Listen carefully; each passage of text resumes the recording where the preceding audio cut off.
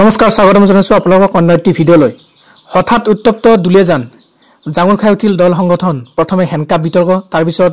অসমীয়া অনাঅসমীয়াৰ প্ৰসংগ আজিৰ এই স্পৰ্শকাতৰ বিষয়টো লৈয়ে মুখ্য সম্পাদক নিতুমণি শইকীয়াৰ এটি অনুষ্ঠান আপোনালোকৰ মাজলৈ আগবঢ়াইছো বলক পলম নকৰি আমি ভিডিঅ'টো আগবঢ়াই সহায়ত বৰ্তমান বন্ধ কৰি দিয়া হৈছে আৰু তদন্ত প্ৰক্ৰিয়া অব্যাহত আছে নিতুমণি শইকীয়া প্ৰণৱ তাত কিছু দল সংগঠনৰ নেতৃবৃন্দৰ মুখত কিছুমান কথা আমি শুনিবলৈ পাইছিলোঁ যে আৰক্ষীয়ে খেনুক দেখি ৰান্ধু বাহু খেনুক দেখি দুৱাৰ মাৰু নীতি অৱলম্বন কৰে বিশেষকৈ এই গোটেই ঘটনাটোৰ লগত অকল শংকৰজ্যোতিয়ে এককভাৱে একো কৰা নাছিল আৰু বহু মানুহ জড়িত আছিল বোলে কিন্তু অকল গ্ৰেপ্তাৰ কৰা হ'ল শংকৰজ্যোতিক আৰু হেণ্ডকাফো লগোৱা হ'ল কেৱল শংকৰজ্যোতিক আৰু তাৰ দল সংগঠনবিলাকে এগৰাকী বিশেষ মহিলাৰ বিৰুদ্ধেও সৰব হৈছে তেওঁকো গ্ৰেপ্তাৰ কৰিব লাগে বুলি দাবী উত্থাপন কৰিছে তুমি কৈছাই যে কেইবাটাও দল সংগঠনে সেই পেট্ৰল পাম্পটো সিল কৰিব লাগে বুলি দাবী জনাইছে তাৰ পিছত এটা প্ৰশাসনে সেই ধৰণৰ ব্যৱস্থা লৈছে কিন্তু অকল শংকৰজ্যোতি বৰুৱা গ্ৰেপ্তাৰ কিয় হ'ল সঁচাকৈ আৰক্ষীয়ে খেনুক দেখি ৰান্ধু বাহু খেনুক দেখি দুৱাৰ মাৰু নীতি লৈছে নেকি এই ঘটনাই নিতুমণি শইকীয়া আপোনাক যদি জনাওঁ এই ঘটনাই যথেষ্ট ৰহস্য সৃষ্টি কৰিছে আৰু এই ঘটনা কেন্দ্ৰ কৰি দুলীয়াজানৰ কেইবাটাও দল সংগঠন ইতিমধ্যে ৰাজপথলৈ ওলাই আহিছে আৰু এই পৰ্যন্ত কিছু সময় পূৰ্বলৈকে দুলীয়াজানৰ প্ৰায় 11টা দল সংগঠনে তেওঁলোকে নিজববীয়াকৈ তেওঁলোকে আৰক্ষী থানাত যিগৰাকী মহিলাই ফেচবুকৰ যোগেদি বা ভিডিঅ' ভাইৰেল হৈছিল অসমীয়া গালি পাৰিছিল দল সংগঠনক গালি পাৰিছিল সেই মহিলাগৰাকী হঠাৎ সেই যুৱতীগৰাকী গ্ৰেপ্তাৰ কৰাৰ দাবীত দুলীয়াজানৰ প্ৰায় 11টা সংগঠনে দুলীয়াজান আৰক্ষী থানাত এজাহাৰ দাখিল কৰিছে আৰু তাতোতকৈ ডাঙৰ কথা ব্যক্তি কেইবাগৰাকী ব্যক্তিয়ে নিজৰ ভবীয়াকৈ তেওঁলোকে দুলীয়াজান আৰক্ষী থানাত তেওঁলোকে গোচৰ ৰুজু কৰিছে এজাহাৰ দাখিল কৰিছে আৰু এটা কথা ক'বই লাগিব 48 ঘণ্টা সময়সীমা বান্ধি দিছে দুলীয়াজানৰ স্থানীয় দল সংগঠনে আজিৰে পৰা অৰ্থাৎ এই মুহূৰ্তৰ পৰা 48 ঘণ্টাৰ ভিতৰত যদি যিগৰাকী তেল ডিপুৰ যুৱতী আছিল যুৱতীগৰাকী যদি গ্ৰেপ্তাৰ কৰিব নোৱাৰে দুলীয়াজান আৰক্ষীয়ে তেনেহ'লে দুলীয়াজানৰ সৰ্বাত্মক বন্ধ কাৰ্যসূচী গ্ৰহণ কৰিছে 11টাকৈ সংগঠন আৰু এটা কথা ক'বই লাগিব আপোনাৰ যোগেদি এটা কথা জনাওঁ আজি কেইদিনমানৰ পূৰ্বে দুলীয়াজানৰ নাহলীয়াত এক ঘটনা সংঘটিত হৈছিল আৰক্ষী থানাক আক্ৰমণ কৰিছিল একাংশ লোকে আৰু আৰক্ষী থানাক আক্ৰমণ কৰাই নহয় আৰক্ষীকো আক্ৰমণৰ লক্ষ্য কৰি লৈছিল যি তাত অসমীয়া লোক আছিল তেওঁলোককো আক্ৰমণ কৰিছিল কিন্তু আৰক্ষীয়ে শেহতীয়াকৈ এই সন্দৰ্ভত এক নিজাববীয়া গোচৰ ৰুজু কৰিছিল এমাহ সম্পূৰ্ণ হৈ গ'ল কোনো এজন লোকক কিন্তু তেওঁলোকে আটক কৰিব নোৱাৰিলে যিহেতু শনিবাৰৰ ঘটনা অৰ্থাৎ 17 মে'ত দুলীয়াজানৰ কাষতে থকা বিএনসি তেল ডিপু যি ঘটনা সংঘটিত হৈছিল এই ঘটনা সংঘটিত হোৱাৰ পিছতেই যি ঘটনাত তৃতীয় ফৈদৰ লগত ঘটনা সংঘটিত হৈছিল কিন্তু এই ঘটনাত বহু লোকৰ নাম জড়িত হৈ আছে ভিডিঅ'ত আমি বহু লোক আমি দেখা পাইছিলোঁ কিন্তু এই মুহূৰ্তত দল সংগঠনৰ প্ৰশ্ন দুলীয়াজান ৰাইজৰ প্ৰশ্ন কেৱল শংকৰজ্যোতি বৰুৱাক কিয় লক্ষ্য কৰি ল'লে বা শংকৰজ্যোতি বৰুৱাক আটক কৰিয়ে সকলো কিয় ক্ষান্ত হৈ আছে এই মুহূৰ্তত কিন্তু লাখটকীয়া প্ৰশ্ন এই মুহূৰ্তত এটা কথা ক'বই লাগিব এই মুহূৰ্তলৈকে কিন্তু দুলীয়াজানৰ দল সংগঠন আৰক্ষী থানাৰ ওচৰতে তেওঁলোকে আছে আৰু তেওঁলোকে নিশা পৰ্যন্ত আমি থকা পৰিলক্ষিত হৈছোঁ আজি পৰা দুদিন ধৰি আমি দেখা পাইছোঁ যে দুলীয়াজানৰ আৰক্ষী থানাৰ সন্মুখত আমিও যিহেতু ইয়াত আছোঁ দল সংগঠন আছে সচেতন লোক আছে সকলোৱে বিচাৰিছে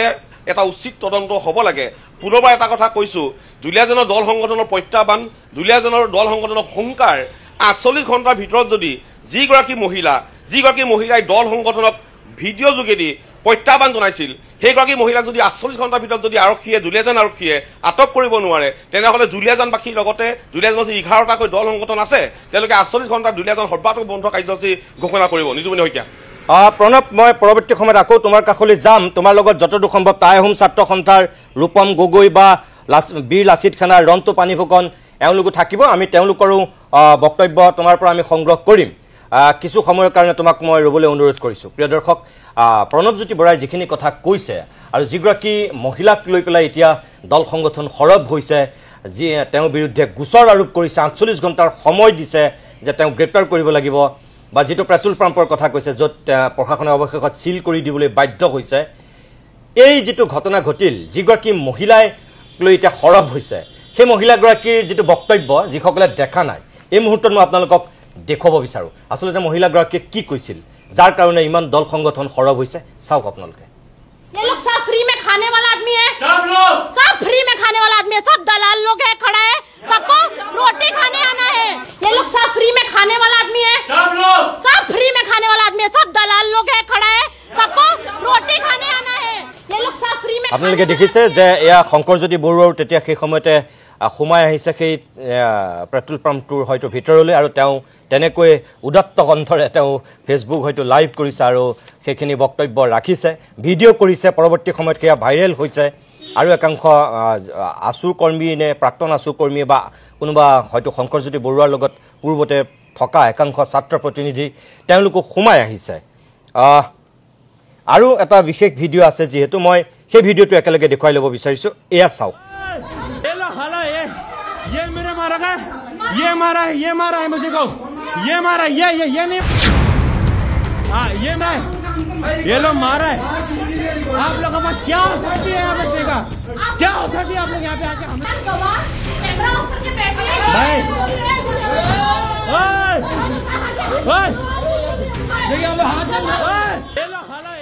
এইটোৱে আছিল ভিডিঅ'টো ইয়াত কিন্তু শংকৰজ্যোতি বৰুৱাই কাকো মাৰপিটত লিপ্ত হোৱা দেখুওৱা হোৱা নাই বা শংকৰজ্যোতি বৰুৱাই যে পিটিছে বা কাৰোবাক প্ৰহাৰ কৰিছে সেই কথাও কোৱা হোৱা নাই এজন বেলেগ ব্যক্তিৰ কথাহে কোৱা হৈছিল তাৰপিছতো সেই ব্যক্তিসকল এতিয়াও কিন্তু আৰক্ষীৰ হাতত আটক হ'বলগীয়া বা গ্ৰেপ্তাৰ হ'বলগীয়া হোৱা নাই অকল শংকৰজ্যোতি বৰুৱা হৈছে আৰু যিগৰাকী মহিলাৰ বক্তব্যটো আপোনালোকে শুনিলে তাৰপিছত বীৰ লাচিত সেনাৰ আহ্বায়ক শৃংখল চুলিহাই সংবাদ মাধ্যমৰ আগত এই মহিলাগৰাকীৰ বিৰুদ্ধে যেনেকৈ সৰব হৈছে আন দল সংগঠনো সৰব হৈছে মই শৃংখল চলিহাৰ বক্তব্যটো অকণমান আপোনালোকক দেখুৱাই ল'ব বিচাৰোঁ এতিয়া প্ৰশ্নবিলাক অসমত এনেকুৱা ধৰণৰ কৰিব লাগিব তাত এগৰাকী অনা অসমীয়া মহিলাই কৈছে ফ্ৰী খানা খানে কেলে আহে এতিয়া কথাটো হৈছে এইটো অসমীয়া জাতি সত্তাটোক তাই ভেঙুচালি কৰিছে এতিয়া তাই জেলৰ ফ্ৰী ভাত খুৱাব পাৰিবনে নোৱাৰে চৰকাৰে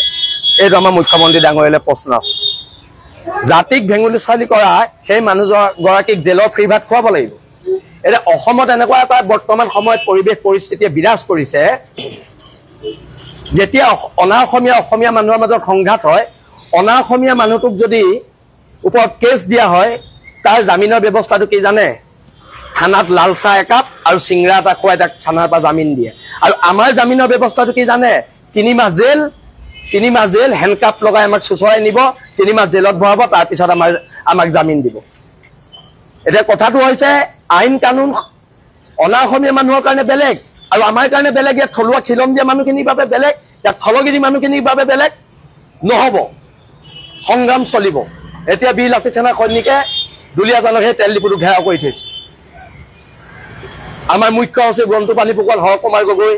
ডিব্ৰুগড় আৰু তিনিচুকীয়া জিলা সমিতিৰ নেতৃত্বত হেমন্ত বৰাৰ নেতৃত্বত বৰ্তমান তাত তেল ডিপুটো ঘেৰাও কৰি ৰখা হৈছে এতিয়া সৎ সাহস দেখুৱাওক চৰকাৰে তেল ডিপু চিল কৰি দিয়ক সেই মহিলাগৰাকী এৰেষ্ট কৰক সেই মহিলাগৰাকী এৰেষ্ট কৰিব লাগিব কোন তাই আমাক ইয়াত আহি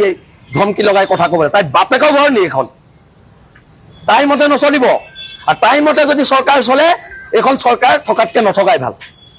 এইবিলাক দাদাগিৰি নচলিব আৰু শংকৰজ্যোতি বৰুৱাক অতি শীঘ্ৰে মুক্তি দিবলৈ আমি দাবী জনাইছোঁ তাই আমাক ফ্ৰী খানা খুৱাবলৈ আহে ইমান সাহস হৈছে অসমত সিহঁতে পইচাৰ জোৰত যি টি কথা ক'ব হা আমি শুনি থাকিম এইবিলাক কথা নচলিব নহয় মাত খোজাটো ডাঙৰ কথা নহয় কিন্তু কথাটো হৈছে গুণ্ডামি কৰাটো ডাঙৰ কথা তহঁতে ইয়াত আহি গুণ্ডামি কৰিবি আমাৰ ল'ৰাক জেলত ভৰাবি এতিয়া জেলত শংকৰজ্যোতি বৰুৱাক ভৰোৱাৰ কিবা যুক্তি আছিলে নেকি হা আজি এজন এপেছ বেংকৰ মানুহে এটা নিউজ চেনেলত আহি মুকলিকে কৈ গ'ল কোন মন্ত্ৰীক কিমান টকা দি হেৰি কৰিছিলে কিন্তু তেওঁলোকৰ বিৰুদ্ধে ব্যৱস্থা নহ'লে শংকৰজ্যোতিয়ে তাত না মাৰপিট কৰা কিবা ভিডিঅ' আছে না কিবা আছে কেৱল মাত্ৰ খিলঞ্জীয়া হোৱাৰ বাবে ইয়াত থলগিৰি হোৱাৰ বাবে ইয়াত ভূমিপুত্ৰ হোৱাৰ বাবে শংকৰজ্যোতি বৰুৱাক আজি কাৰাগাৰলৈ নিক্ষেপ কৰিছে আমি এনেকৈ আৰু কিমান দিন জীয়াই থাকিম প্ৰশ্ন আছে আমাক নিশ্চয়কৈ আপোনালোকে এতিয়া দেখিব যেতিয়ালৈকে তেল ডিপু চিল নহয় আমাৰ সংগ্ৰাম অব্যাহত থাকিব আৰু কথাটো হৈছে আজি বহিৰাগত মানুহ ইমান দপদপনি কাৰ সাহসত হৈছে সেই কথাবোৰ অসমৰ থলগিৰি খিলঞ্জীয়া ৰাইজে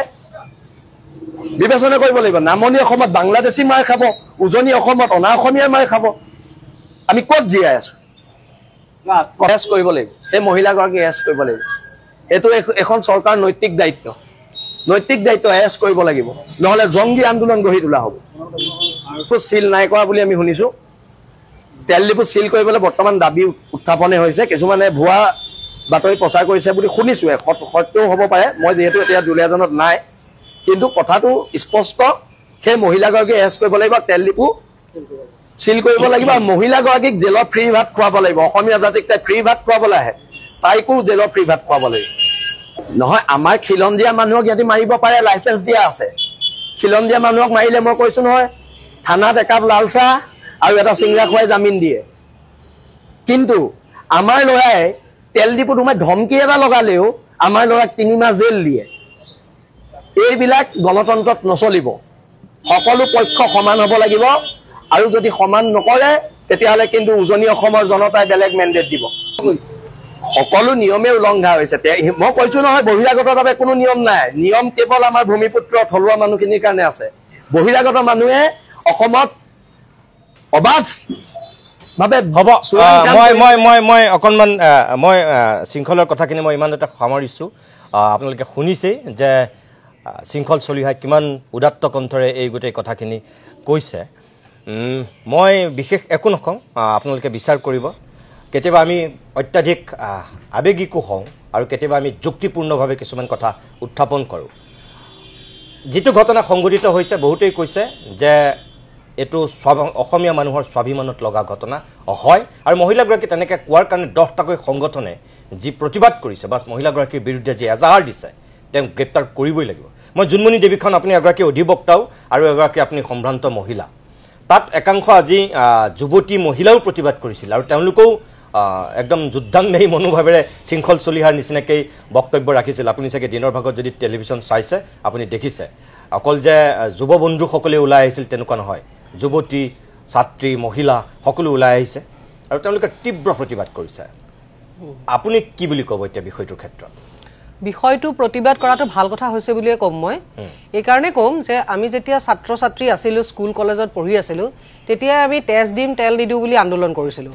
আজি তেনেকুৱা তেল সেই তেলৰ অধিকাৰ বা সেই তেলৰ স্বত্বাধিকাৰী কিন্তু আমি নহয় সেই তেল আজি তেলৰ ওপৰত বহিৰাগতৰে দপদপনি আমি তেজ দিম তেল নিদিওঁ কৈছিলোঁ আৰু তাৰ বিনিময়ত আমি 855 জন শ্বহীদে তেজো দিছিলে তাৰ পিছতো কিন্তু সেই তেলৰ ওপৰত আমাৰ অধিকাৰ আজিলৈকে নহ'ল গতিকে সেই অৰ্থনৈতিক কথাবিলাক আমি আচলতে পৰ্যালোচনা কৰিব লাগে আজি এগৰাকী মহিলাই এটা কথা কোৱাৰ বাবে আমি আবেগিক হৈছোঁ উত্তেজিত হৈছোঁ সঁচা কথা ভাল কথা কিন্তু আমি সেই সময়তে একে সময়তে বিচাৰ কৰিও চাব লাগিব যে সেই ধৰণে কথা ক'ব পৰাকৈ তেওঁক সেই মালিকী স্বত্বটো কোনে দিলে এতিয়া আমাৰ গাত লগা কথাটো হৈছে মই আইনৰ বিষয়লৈ আহিম যেহেতু ভাৰতীয় নাগৰিক সুৰক্ষা সংহিতা 2023ত সেকশন 43 আছে সেই সেকশন 43ত খুব সুন্দৰকৈ মানে স্পষ্টকৈ কোৱা আছে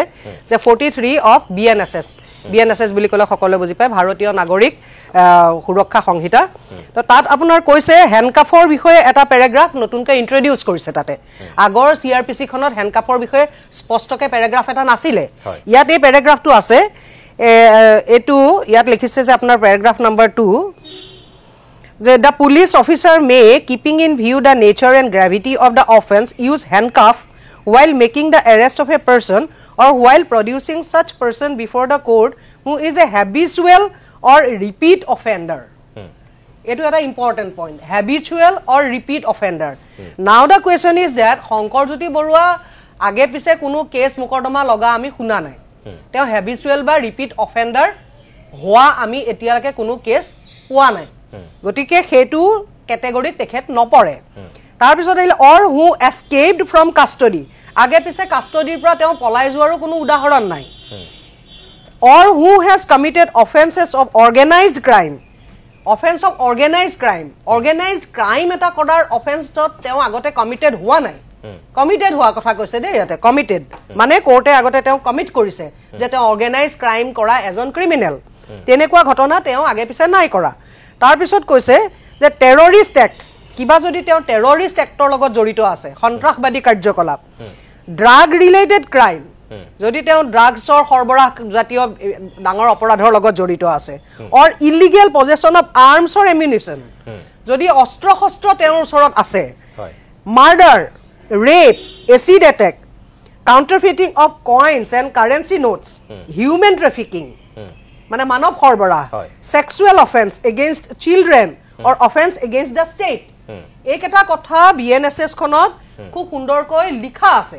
এইকেইটা ক্ৰাইম যদি কোনোবা ক্ৰিমিনেলে কৰিছে তেনেকুৱা যদি একিউজ পাৰ্সনক এৰেষ্ট কৰিব লগা হয় তেতিয়া পুলিচে হ্যান্ডকাফ ব্যৱহাৰ কৰিব পাৰিব এতিয়া আইন মতে চাবলৈ গলে এই আইনখন মতে পুলিচে এই কেছটোত শংকৰজ্যোতি বৰুৱাৰ হাতত হ্যান্ডকাফ লগাব নোৱাৰে হয় গতিকে তেওঁলোকে ডাইৰেক্টলি এই আইনখনৰ প্ৰভিজনটোকে উলংঘা কৰিছে আইনৰক্ষকে নিজে আইন ভংগ কৰিছে আইনৰক্ষকে নিজে আইন উলংঘা কৰিছে আৰু আমি যেতিয়া অন্য বহুত কেছ আছে এতিয়া আপোনাৰ সাগে মনত আছে অলপ দিনৰ আগতে পানবজাৰত এজন মানুহক পানবজাৰৰ পৰা ওপেনলি কিডন্যাপ কৰি লৈ গুছি গল মানুহজনে কোনোমতে তেওঁ হাৰি লাগে সেই ক্ৰিমিনেল জন কিন্তু আজিলৈকে এৰেষ্ট হোৱা নাই এৰেষ্ট নোহোৱাৰ ফলত কি কৰিছে একেজন ক্ৰিমিনেলে আজি কেইদিনমান আগতে জখলা বন্ধাত আকৌ বেলেগ এগৰাকী মহিলাক তেওঁৰ পত্নী হয় সেই মহিলাগৰাকী কিডন্যাপ কৰিবলৈ 4 জন গুণ্ডা সহ সেক্সুৱেলি অ্যাবিউজ কৰিছে অন ৰোড নাইট সুপাৰত আহি থকা মানুহগৰাকীক জখলা বন্ধাত চাহ খাবলৈ নামুতে গুটেখিনিয়ে ধৰি লৈ প্লে কৰিছে এই একেজন তেওঁ কন্টিনিউয়াস ক্ৰাইমটো কৰিছে এই পানবজাৰৰ কেছটো যদি তেওঁক এৰেষ্ট কৰিলেহেতেন আজি তেওঁ কন্টিনিউয়াসলি সেই ক্ৰাইমটো নকৰিলেহেতেন আকৌ সেই ক্ৰিমিনেল জনৰ পুৰণা ৰেকৰ্ড যদি আমি চাওঁ তেওঁৰ আগতে দিছপুৰত ইলিগেলি আৰ্মছ তেওঁ হ্যান্ডল কৰাৰ কেছ অলৰেডি তেওঁৰ এগেইনষ্টে ৰেজিষ্টাৰ হৈ আছে দিছপুৰ পুলিচ ষ্টেচনত তেওঁক মানে থ্ৰেটেনিং টু মাৰ্ডাৰ বেলেগক থ্ৰেটেনিং দিয়া কেছ ৰেজিষ্টাৰ হৈ আছে সেইবিলাক হল কন্টিনিউয়াসলি ক্ৰাইম কৰি থকা ক্ৰিমিনেল অথচ সিহঁতক পুলিচে এৰেষ্ট আজিলৈকে নাই কৰা নিশ্চয় গতিকে এই ঘটনাটোত শংকৰজ্যোতি বৰুৱাক যেটো এৰেষ্ট কৰিলে মানুহৰ সেন্টিমেন্ট বা যেটো যুক্তি মানে আবেগিক হোৱাৰ যুক্তি আছে তাৰমানে আছে আবেগলে মই নাযাওঁই মই যেহেতু অলপ ল আইনৰ ফালৰ পৰাও যুক্তি আছে গতিকে মই আবেগলে যদি নাযাওঁ আবেগলে যাব লগাও মোৰ বহুত যুক্তি আছে জাস্টিস কৃষ্ণ আয়াৰে এটা এটোৰ ওপৰতে যেটো জাজমেন্ট এটা হৈছিলে মানে এই হ্যান্ডকাফ লগোৱা বিষয়টোৰ ওপৰতে সেই হেৰিয়ত আপোনাৰ ল্যান্ডমাৰ্ক জাজমেন্টত প্ৰথমতে এখাৰ কথা কৈছিলে দেই when they arrested my neighbor I did not protest আচ্ছা when they arrested the man and woman in the opposite house I did not protest and when they finally came for me there was nobody left to protest যেতিয়া মোৰ উছৰ সুবুৰীয়াজনক arrest কৰিলে মই protest কৰা নাই মই শান্তশিষ্টকে বহি আছো কি কৰিছে চাই আছো ৰং চাই আছো যেতিয়া মোৰ ঘৰৰ অপজিটৰ মানুহ ঘৰক এৰেষ্ট কৰিলে তেতিয়াও মই বহি আছো একো নাচালো আলটিমেটলি তেখেতসকলে মোক এৰেষ্ট কৰিবলৈ আহিলে তেতিয়া মোৰ হৈ প্ৰটেষ্ট কৰিবলৈ মানুহেই নাছিল কোনো গতিকে আজি শংকৰজ্যোতি বৰুৱাৰ লগত হৈছে কাইলে মোৰ লগত হ'ব কাইলে আপোনাৰ লগত হ'ব ইলিগেল কাম এটা যদি হয় সকলোৱে একগোট হৈ প্ৰটেষ্ট কৰাটো ভাল কথা হৈছে বাকি আবেগিক কথাবিলাক পিছত আলোচনা কৰিম বাৰু ধন্যবাদ মই জুনমণি দেৱী খাউণ্ডে খুব সুন্দৰকৈ কথাখিনি নিজৰ স্থিতিটো স্পষ্ট কৰিছে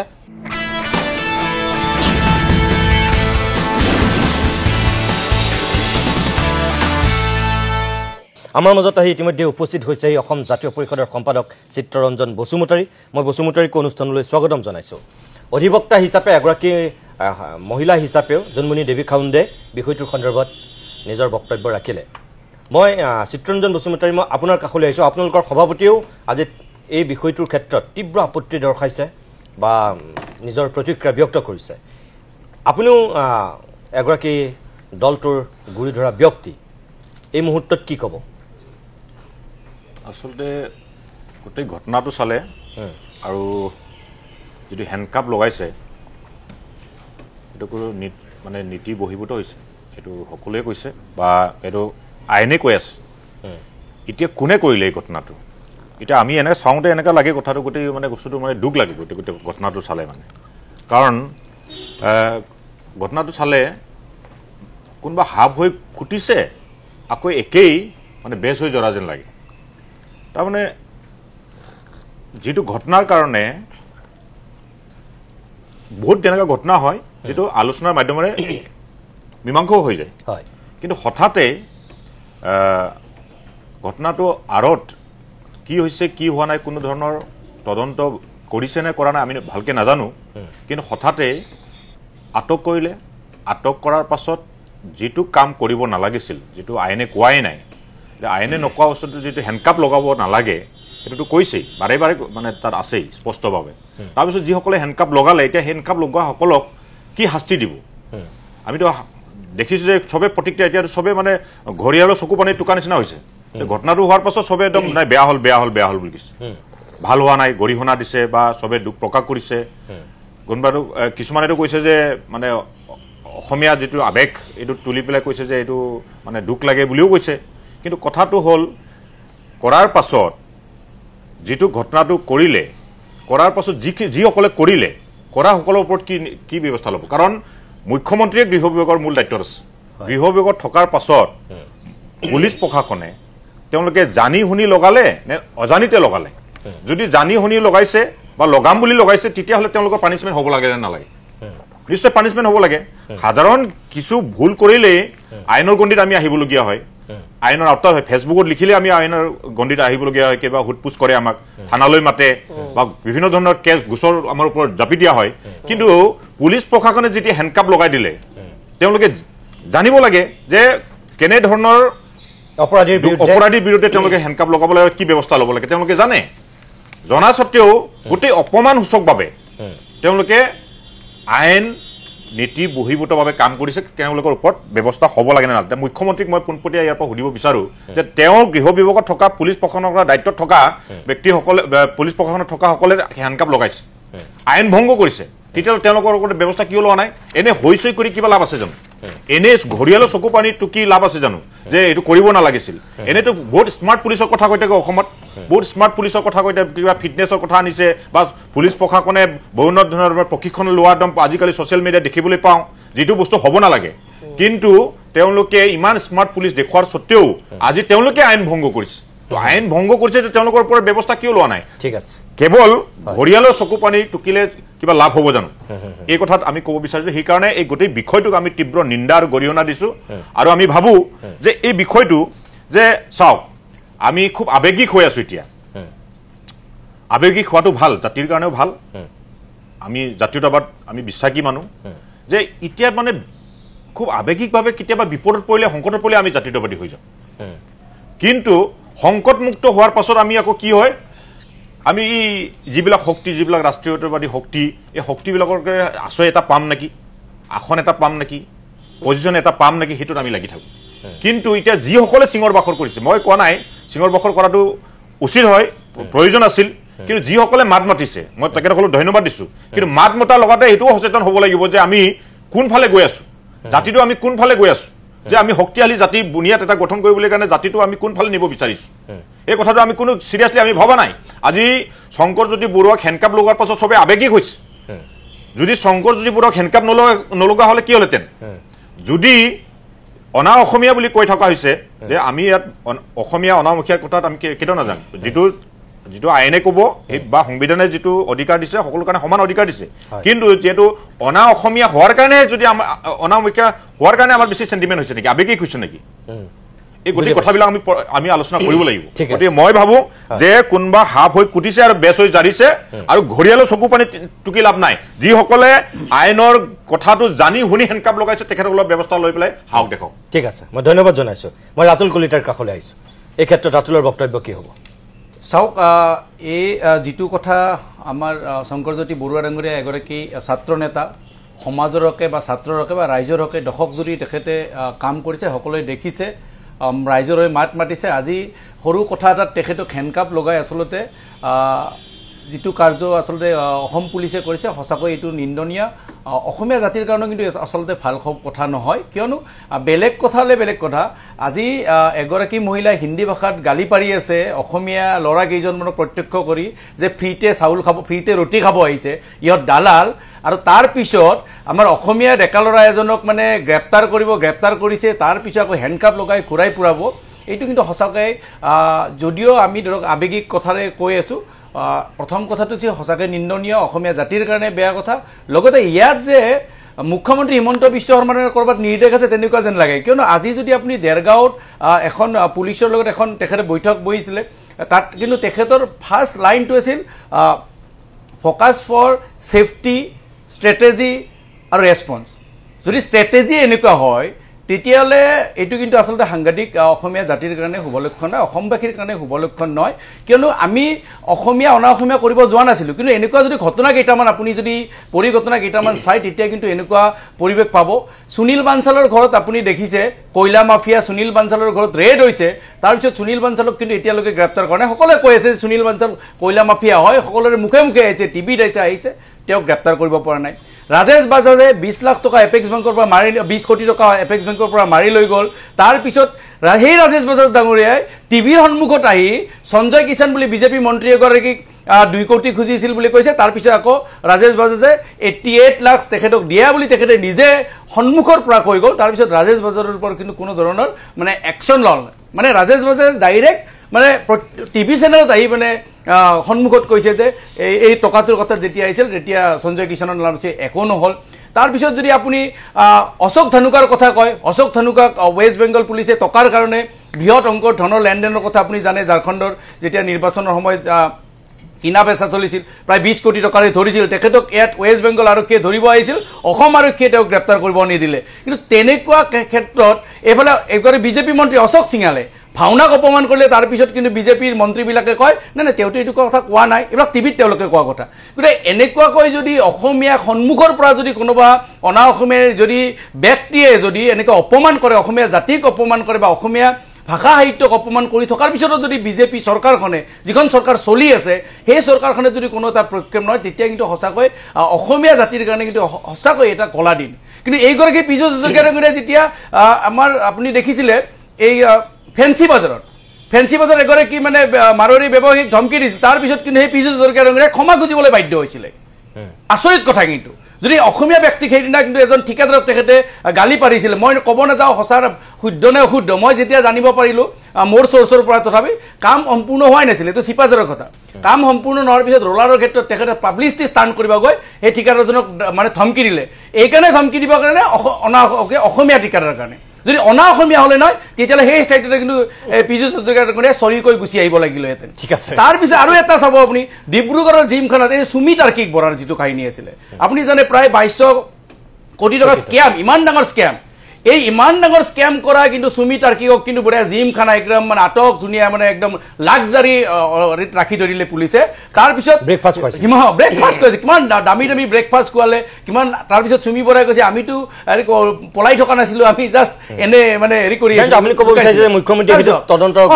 তদন্তৰ কথা কৈছিলে কিন্তু আজিলৈকে একো কৰা নাই তাৰমানে এনেকুৱা এটা হৈছে যে পুলিচক হিমন্ত বিশ্ব শৰ্মাই নিজৰ মতে ব্যৱহাৰ কৰিছে নিজৰ মতে ব্যৱহাৰ কৰি পুলিচক মানে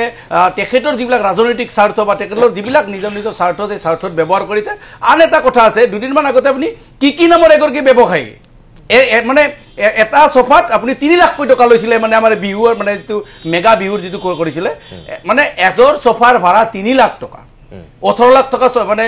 6জৰ মানে সোফাৰ যিটো ভাড়া তাৰ পিছত কিন্তু কি নামত কিন্তু এতিয়ালৈকে কিন্তু গ্ৰেপ্তাৰ কৰিব বা অসম পুলিচে একো ষ্টেপ ল'ব নোৱাৰে হিমন্ত বিশ্ব শৰ্মাৰ কোনো ষ্টেপ ল'ব নোৱাৰে তাৰমানে বহিৰাগতই যদি ইয়াৰ পৰা যি অসমখন লুটি পুটি খায় বহিৰাগতই যদি অসমীয়াক যদি মাৰিও পেলাই নহয় তেতিয়া হিমন্ত বিশ্ব শৰ্মাৰ কিন্তু গা নলৰে কিন্তু যদি অনা অসমীয়াক যদি কোনো অসমীয়াই যদি কিবা এটা কৰিছে নহয় তেতিয়া কিন্তু হিমন্ত বিশ্ব শৰ্মাৰ গোটেই চৰকাৰখন যে ভৰিত পৰি মানে ক্ষমা খুজিব ঠিক আছে মই ধন্যবাদ জনাইছোঁ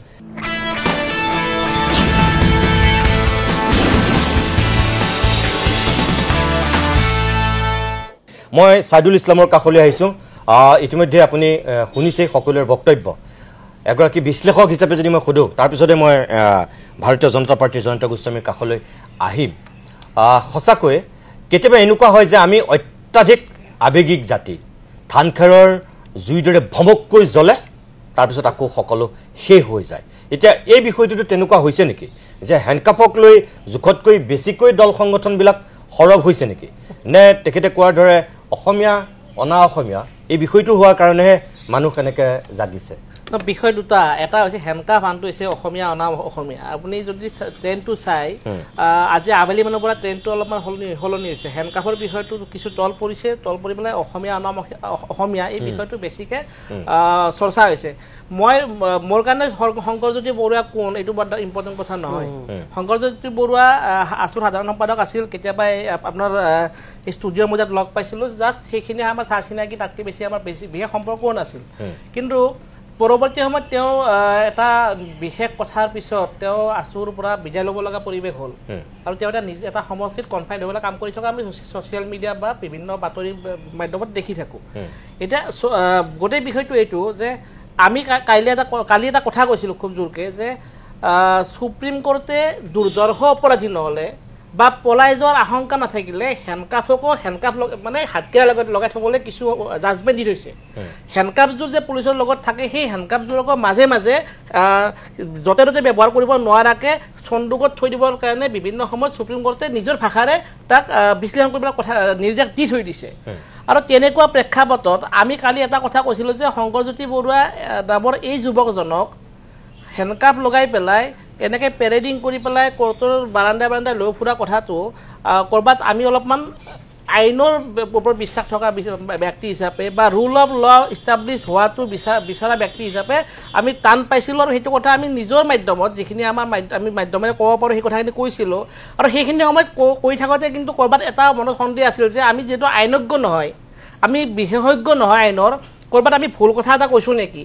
কিন্তু সেই কথাটোৰ মনত এটা শংকা আছিল ক'ৰবাত দ্বিধাগ্ৰস্ততা আছিল যে শংকৰজ্যোতি বৰুৱাই এনেকুৱা কিবা কাম কেতিয়াবা কৰি থৈছে নেকি যিটো কাৰণে শংকৰজ্যোতি বৰুৱাক হেণ্ডকাফ লগাবলগীয়া হ'ল কাৰণ আমি দেখিছোঁ কৃষক মুক্তি সংগ্ৰাম সমিতিৰ এগৰাকী খুব দেখাত সজা ল'ৰা এগৰাকীও এটা ফোন কল ভাইৰেল হৈছে তেওঁক কেইবা লাখ টকা দাবী কৰাৰ বিষয়ে এটা আমি পৰলৈ আহিছে কেতিয়াবা মুখখন দেখি পেলাই মানুহক ধৰিব নোৱাৰি আৰু গোটেই বেকগ্ৰাউণ্ডটো নজনাকৈ আমি ক'ব নোৱাৰোঁ গতিকে ক'ৰবাত শংকৰজ্যোতি বৰুৱাই তেনেকুৱা কাম কৰি থৈছে নেকি যিটো কাৰণত শংকৰজ্যোতি বৰুৱাক আৰক্ষীয়ে হেণ্ডকাফ লগাবলৈ বাধ্য হ'ল কিন্তু ৰাতিলৈকে কথাটো অলপ বেলেগকৈ আমি ভাবিবলৈ বাধ্য হ'লোঁ যে আমি ভবা সন্দেহতকৈ আমি যিটো কথা বিশ্বাস কৰোঁ সেই বিশ্বাসটো বেছি ইষ্টাব্লিছ কৰিলে হিমন্ত বিশ্ব শৰ্মা ডাঙৰীয়াই তেওঁ যেতিয়া ক'লে যে শংকৰজ্যোতি বৰুৱাক কোনো কাৰণতে হেণ্ডকাফ লগাব নোৱাৰিব সেই কথাটো যেতিয়া আমি আপোনালোকৰ মাধ্যমেৰে বুজি পালোঁ যে হয় আমি কোৱা কথাটো সত্য আছিল পৰৱৰ্তী সময়ত আজি দেখিছোঁ জয়ন্ত মল্ল বৰুৱা তেওঁ এগৰাকী দায়িত্বশীল মন্ত্ৰী তেওঁ এই কথাটোত খুব নিজৰ উষ্মা প্ৰকাশ কৰিছে বা নিজৰ মন্তব্য দিছে আৰু তেওঁ এই আৰক্ষীৰ লগত সহমত প্ৰকাশ কৰা নাই একে সময়তে ভাৰতৰ এগৰাকী আজি তাৰিখত গুৰুত্বপূৰ্ণ মন্ত্ৰী বৈদেশিক মন্ত্ৰী পবিত্ৰ মাৰ্ঘেৰিটাও এই বিষয়ত তেওঁৰ বুকুত বিষাই বুলি তেওঁ এটা মন্তব্য কৰিছে তাৰমানে আমি ক'ৰবাত এটা কথা নিশ্চিত হ'লোঁ যে শংকৰজ্যোতি বৰুৱা এগৰাকী দাগী অপৰাধী দুৰ্ধৰ্ষ অপৰাধী নহয় যাক তেনেকৈ পেৰেজিং কৰি পেলাই হেণ্ডকাফ লগাই নিব লাগে গতিকে আৰক্ষীয়ে ক'ৰবাত এটা ভুল কৰিছে সেই ভুলটো কৰাটো আমি নিশ্চিত বুলি ক'ব পাৰিলোঁ এতিয়া কথাটো হ'ল এই গোটেই বিষয়টোত আমি আৱেগ আছে নাই এই কথাটো বেলেগ আৱেগ থাকিবই যিমানে যি নকলেও এটা জাতিৰ মূল বিষয় বিভিন্ন থাকিলেও সেই মূল বিষয়বিলাকক আপুনি চলাবৰ কাৰণে যেনেকৈ গাড়ী এখন চলাবলৈ গ্ৰীজ লাগে আৱেগৰো কিছু প্ৰয়োজন থাকে সেই আৱেগে হয়তো আজি শংকৰজ্যোতি বৰুৱাৰ গোটেই বিষয়টো লৈ পেলাই আলোচনা হৈছে এই গোটেই বিষয়টো আলোচনা কৰোঁতে আমি কিছুমান কথা বাদ দিব নালাগিব সেইটো হৈছে অইল ইণ্ডিয়া লিমিটেড আমাৰ এটা জাতীয় উদ্যোগ সেই জাতীয় উদ্যোগটোত আমাৰ অসম সেই যি অপাৰেশ্যন এৰিয়া বুলি যিখন জিলাৰ কথা আমি কওঁ সেই জিলাৰ মানুহখিনিয়ে সঠিকভাৱে নিজৰ যিখিনি ব্যৱসায় কৰিব পৰা বা সুযোগ পাব পৰা বিষয়বিলাক তেওঁলোকে পাইছেনে পোৱা নাই সেইটো এটা নতুনকৈ প্ৰশ্ন কৰিব লগা এইকাৰণে হৈছে যে তাৰ অইল ইণ্ডিয়া লিমিটেডৰ মাটি লিজত লৈ পেলাই কোনোবা বিয়ান সিঙে বহুত দিনৰ পৰা তাত ব্যৱসায় চলাইছে আমাৰ নীতিগতভাৱে কোনোবাই কিবা পাইছে তাত আমাৰ ক'বলগীয়া নাই কিন্তু আৱেগিকভাৱে আমিও বিচাৰোঁ যে অসমত অসমীয়া মানুহৰ অন্তত জীয়াই থকাৰ যিটো অধিকাৰ ব্যৱসায় কৰাৰ যিটো সুবিধা বেলেগতকৈ অলপ বেছি হ'বই লাগিব এই কথাটো কোৱাত যদি ক'ৰবাত অপৰাধ হয় সেইটো কথা আমি কিন্তু ক'ব লাগিব আমাৰ সেইটো আৱেগ বুলি ক'লে নহয় এইটো যুক্তি প্ৰতিটো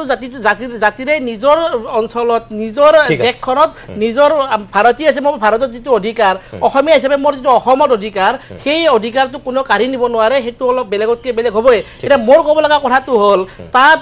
ক'ৰবাত এনেকুৱা এটা এংগুল আহিছে নেকি যে বিয়ান সিঙৰ পুত্ৰ ৰাজ সিং ক'ৰবাত নৈদাত থাকে তাৰ লগতে কোনোবা আৰএন সিং নামৰ ব্যক্তিয়ে তাত ব্যৱসায়ী সংক্ৰান্তীয় বা মেনেজাৰ হিচাপে সেই পেট্ৰল পাম্পটো কাম কৰিছিল আৰু কেনেবাকৈ মালিক পক্ষৰ লগত সংঘাত হ'ল সংঘাতৰ পিছত কোনোবা তৃতীয় পক্ষ তাত সেই ডিপোটোৰ লিজত ল'বলৈ গ'ল তাৰপিছত গোটেই কাহিনীটো খেলি মেলি হ'ল ক'ৰবাত এই গোটেই ঘটনাটোৰ পাকচক্ৰত কেনেবাকৈ জনা বা নজনাকৈ এই শংকৰজ্যোতি বৰুৱাক সোমাই লৈ যোৱা হ'ল নেকি এইটো এটা অত্যন্ত গুৰুত্বপূৰ্ণ প্ৰশ্ন আৰু এটা কথা আমি বিচাৰোঁ অইল ইণ্ডিয়া লিমিটেডে সকলোকে সুবিধা দিব লাগিব কিন্তু অসমৰ মানুহক অতিৰিক্ত সুবিধা বা বিশেষ এটা সুবিধা দিয়াৰ কিন্তু অত্যন্ত যুক্তি আছে আৰু এটা কথা মই একেলগে কৈ থ'ব খুজিছোঁ সেইটো হৈছে বিভিন্ন সময়ত সুপ্ৰিম কোৰ্টে বিভিন্ন গাইডলাইন আৰক্ষীক দিছে বিভিন্ন সময়ত প্ৰকৰ্ষণাও কৰিছে একে সময়তে আমি এটা কথা কৈ থ'ব লাগিব কিছুদিন আগতে জনাইত এটা ঘটনা ঘটিছিল এগৰাকী ছাত্ৰ কৰ্মীক এগৰাকী আৰক্ষী বিষয়াই দুৰ্বাদলভাৱে কোবাইছিল আমি ছ'চিয়েল মিডিয়াত সেইখিনি আমি দেখিছিলোঁ মুক্তভাৱে আপোনালোকে টিভিত কিছু পৰিমাণে ব্লাৰ কৰি দিছিল যদিও আমি মুক্ত ছবিবিলাক পাইছিলোঁ পিঠি ফালি দিছিল আপোনাৰ কলা ফুল ফালি দিছিল তেনেকুৱা পৰ্যায়ৰ পিছত আৰু প্ৰতিটো বিষয়তে মুখ্যমন্ত্ৰীয়ে মাত দিব লগা অৱস্থা হৈছে আজি ডিব্ৰুগড় আৰক্ষীত ইমান দায়িত্বশীল আৰক্ষী বিষয়া থকাৰ পিছতো উচ্চপদস্থ বিষয়া থকাৰ পিছতো এগৰাকী IAS অফিচাৰক আমি যিমান সন্মান কৰোঁ এগৰাকী IPS অফিচাৰক আমি যিধৰণে সন্মান কৰোঁ কিয় কৰোঁ তেওঁলোকৰ এটা বিশেষ দায়িত্ব অৰ্পণ কৰা হৈছে কাৰণে সেই সন্মানটো কৰোঁ আমি বিশ্বাস ৰাখোঁ প্ৰতিটো কথাত যদি মুখ্যমন্ত্ৰী ডাঙৰীয়া বিষয়বিলাকত মাত দিব লাগে তেতিয়াহ'লে শংকৰজ্যোতি বৰুৱা নহয় পেলাই যদি সাধাৰণ কোনোবা শংকৰ হৈ থাকিলহেঁতেন তেতিয়াহ'লে বিষয়টো কি হ'লহেঁতেন গুৰুত্বপূৰ্ণ প্ৰশ্ন মই ভাবোঁ এই প্ৰশ্নটো আমি বেছি জোৰকৈ কৰিব লাগে আপুনি সকলোৰে বক্তব্য শুনিছে শেহতীয়াকৈ ছাইদুল ইছলামেও এক প্ৰকাৰ প্ৰশ্ন উত্থাপন কৰিছে চাওক এতিয়া কথাটো হৈছে এইটো যে নিশ্চিতভাৱে এজন গ্ৰেপ্তাৰী অভিযুক্ত যেতিয়া আদালতলৈকে নিয়া যায় বা আদালতৰ পৰা তেওঁক জেললৈকে যদি নিয়া যায় সেই মাজৰ সময়খিনি যিটো ডিটেইনশ্যনৰ সময়খিনি যে আৰক্ষীৰ হাতত ডিটেইন হৈ থকা সময়খিনি তেওঁক হেণ্ডকাফ লগাব নেলাগে যদি অলপ আগতে জোনমণি বাইদেৱে কোৱা সেই কথাকেইটা যদি তাত নাখাটে আৰু শংকৰজ্যোতি বৰুৱাৰ ক্ষেত্ৰত এই গোচৰৰ ক্ষেত্ৰত নিশ্চিতভাৱে সেই কথাকেইটা নাখাটে আৰু নাখাটাৰ কাৰণে মাননীয় মুখ্যমন্ত্ৰীয়ে অত্যন্ত সংবেদনশীলতাৰে মুহূৰ্ততে SP লৈকে ডাইৰেকশ্যন দিছে যে শংকৰজ্যোতি বৰুৱাৰ হাতত হেণ্ডকাপ লাগিব নালাগে তাৰ ফলত কি হৈছে যেতিয়া আদালতত হিয়াৰিঙৰ পাছত যেতিয়া তেওঁক জুডিচিয়েল ৰিমাণ্ডলৈ নিলে তেতিয়া তেওঁক আদালতৰ পৰা জেললৈ নিওঁতে কিন্তু তেওঁক হেণ্ডকাপ লগোৱা নাই সেই ভিডিঅ'টো অহা নাই কিন্তু আমি সেই কথাটো খবৰ আমাৰ হাতত আছে হেণ্ডকাপ নোলোৱাকৈ নিছে প্ৰথমতে আনোতে মই চৈদুলৰ লগত এটা একমত নহয় যে বাৰান্দাই ঘূৰাই ফুৰিছে গাড়ীখনৰ পৰা আদালত কক্ষলৈ নিওঁতে যিমান টুকুৰা নিছে সেই টুকুৰাই তাতকে বেলেগকে ক'তো আৰক্ষীয়ে ঘূৰাই ফুৰা নাই কিন্তু এটা ঘটনা হ'ল এইটো যে হয় হেণ্ডকাপ লগোৱাটোত আমি দুখ পাইছোঁ বেয়া পাইছোঁ শংকৰজ্যোতি বৰুৱাৰ দৰে এজন ডেকা সুঠাম যুৱকক এই ধৰণে হেণ্ডকাপ লগাই নিশ্চিতভাৱে সমাজ জীৱনৰ এইটো ভাল কথা হোৱা নাই এইকাৰণে মুখ্যমন্ত্ৰী ডাঙৰীয়াই স্পষ্টতাৰে কৈছে যে এইটো ষ্টপ কৰিব লাগে বন্ধ কৰিব লাগে আৰু যেতিয়া মুখ্যমন্ত্ৰীৰ সেই নিৰ্দেশৰ লগে লগে গোটেই কথাটোত এটা কগনিজেন্স আহিলে আৰু ইমিডিয়েটলি যেতিয়া তেওঁক ৰিটাৰ্ণ জেললৈকে নিছে তাত হেণ্ডকাপ তেওঁক লগোৱা নাই দ্বিতীয় কথা হৈছে এইটো যে আৰক্ষী যিজন বিষয়াই ইনভেষ্টিগেটিং অফিচাৰ যিজন investigating officer after registered of a criminal case এজন ইনভেষ্টিগেটিং অফিচাৰ থাকে আৰু সেই ইনভেষ্টিগেটিং অফিচাৰজনে এৰেষ্ট কৰি তেওঁৰ দায়িত্ব হৈছে আদালতত হাজিৰ কৰোৱা প্ৰডিউচ কৰোৱা এতিয়া এই যে ইনভেষ্টিগেটিং অফিচাৰজনৰ এই যে কাৰ্য যিটো তেওঁ হেণ্ডকাপ লগালে নিশ্চিতভাৱে গ্ৰহণীয় নহয় আৰু আৰ্টিকল 21 অফ ইণ্ডিয়ান কনষ্টিটিউশ্যন ভায়োলেশ্যন হৈছে আৰু কিন্তু গোটেই কথাটো হৈছে কি যে তেওঁৰ ওপৰত ব্যৱস্থা ল'বৰ কাৰণে শংকৰজ্যোতি বৰুৱাই নিশ্চিতভাৱে অভিযোগ দাখিল কৰিব লাগিব আৰু এই অভিযোগ দাখিল কৰাৰ তেওঁৰ এটা স্থল আছিলে বিফৰ দ্য মেজিষ্ট্ৰেট যেতিয়া তেওঁক হেণ্ডকাপ লগাই যেতিয়া মেজিষ্ট্ৰেটৰ ওচৰত হাজিৰ কৰাইছিলে মেজিষ্ট্ৰেট নিশ্চিতভাৱে মেজিষ্ট্ৰেটৰ ওচৰত যেতিয়া হাজিৰ কৰাইছিলে তেওঁক হেণ্ডকাপ খুলি ৰখা হৈছিলে বাহিৰতে খুলি দিছিলে নিশ্চিতভাৱে খুলি দিছিলে এইটো তাৰপিছতে তেওঁ সোধা যায় প্ৰত্যেকজন মেজিষ্ট্ৰেটে যেতিয়া প্ৰডিউচ কৰে তেতিয়া সোধা যায় আপোনাৰ কিবা অসুবিধা হৈছে নেকি বা অসুবিধা আছে নেকি তেতিয়া নিশ্চিতভাৱে শংকৰজ্যোতি বৰুৱাই সেই কথাটো তাত বেকট কৰিব লাগিছিলে সেইটো কথাটো তেওঁ এপ্ৰ'চ কৰিবলৈ নিশ্চিত হয়তো এইটো এপ্ৰ'চ হোৱা নাই বা হৈছে যদিও মই নাজানো কিন্তু পৰৱৰ্তী সময়ত মই শুনা পাইছোঁ মই আজি ছ'চিয়েল মিডিয়াৰ যোগেদি পাইছোঁ এটা হিউমেন ৰাইটছ কমিশ্যনত আছাম হিউমেন ৰাইটছ কমিশ্যনত এখন পিটিশ্যন ফাইল হৈছে গোচৰ দিছে তো গতিকে নিশ্চিতভাৱে সেই কথা বতৰাবিলাক তদন্তৰ কথা বতৰাবিলাক আহিব আৰু যদি তদন্তত এই কথাটো অকণমানো যদি সেই ইনভেষ্টিগেটিং অফিচাৰজনৰ বা যিজনৰে হওক লাগিলে প্ৰডিউচিং অফিচাৰজনৰে হওক বা যিজনৰে নহওক লাগিলে যদি কিবা কাৰণে দোষী সাব্যস্ত হয় বা তেওঁৰ দুখৰ কথা থাকে নিশ্চিতভাৱে ডক্টৰ হিমন্ত বিশ্ব শৰ্মা ডাঙৰীয়াই কেতিয়াও তেওঁক ৰেহাই নিদিয়ে স্পষ্ট কথা এতিয়া দাদা মোক কৈ লওঁ দুটা কথা মই বিৰতি ল'ব খুজিছোঁ বিৰতিৰ পিছত মোক দিবনে দিব ঠিক আছে সেইটো কণ্ডিশ্যনত মই এৰিছোঁ ঠিক আছে